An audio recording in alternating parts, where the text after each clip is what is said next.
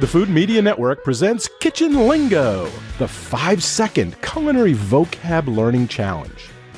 Common culinary terms range from various ways to serve and prepare food and beverages, to kitchen items and equipment, to the names of the dishes themselves.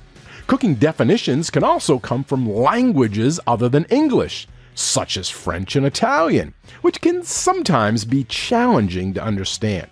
However, learning as many kitchen terms and culinary vocabulary as you can helps provide a fundamental knowledge for any food and beverage professional or enthusiast.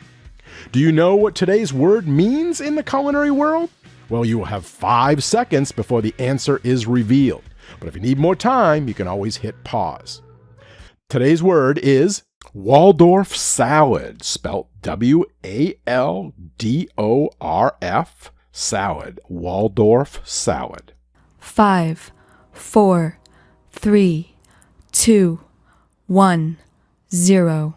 According to the Food Lover's Companion, the Waldorf salad was created at New York's Waldorf Astoria Hotel in the 1890s.